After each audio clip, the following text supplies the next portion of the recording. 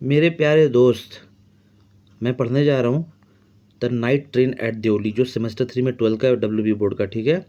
जिसे लिखा है रस्किन बॉन्ड ने, ठीक है। पहले आप समझ लो ये कि है क्या, ठीक है। फिर आप बुक से रीडिंग करोगे तो ज़्यादा आसानी से समझ में आएगा। तो नाइट ट्रेन एट देओली मतलब रात के समय में जो ट्रेन देओली में ठहरती है, ठीक है। तो क्या है कहानी, पूरा मैं समझा रहा हूँ। ये जो लेखक है ना, इसके नरेटर जो हैं रस्किन बॉन्ड, ये कहना चाह रहे हैं, ये जब वो कॉलेज स्टूडेंट थे तो ये अपनी ग्रैंड मदर के यहाँ जाते थे, ठीक है। समर वैकेशन में, कब जाते थे? समर वैकेशन में, गर्मी की छुट्टी में जाते थे, ठीक है। अपने क्लास के बाद वो गर्मी की छुट्टियों में ग्रैंड मदर के यहाँ जाते थे, जो कि देहरादून में था।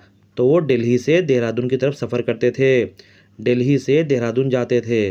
रास्ते में बीच में मिलती थी देवली स्टेशन।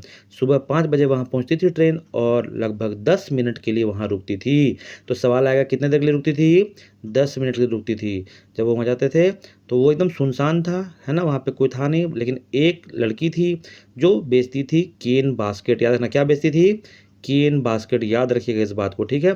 तो पहली बार जब ये वहाँ जाते हैं, देखते हैं उसे, तो वहाँ से उससे एक केन बास्केट खरीदते हैं। फिर वो 2 महीने के बाद जब वापस देहरादून से, मतलब अपनी ग्रैंड मदर के घर से वापस दिल्ली की तरफ जाते हैं, फिर उसी रास्ते में इसी स्टेशन पर 10 मिनट के लिए जो ट्रेन रुकती है, वहाँ पर फिर देखते हैं कि वो बंदी वहीं पर खड़ी है। तो उसके बाद वहाँ पर उसके पास जाते हैं, लेकिन ऐसा सोच करके उन्हें उससे प्रेम हो जाता है, प्यार हो जाता है, वो लव एंड अफेक्शन में चले जाते हैं।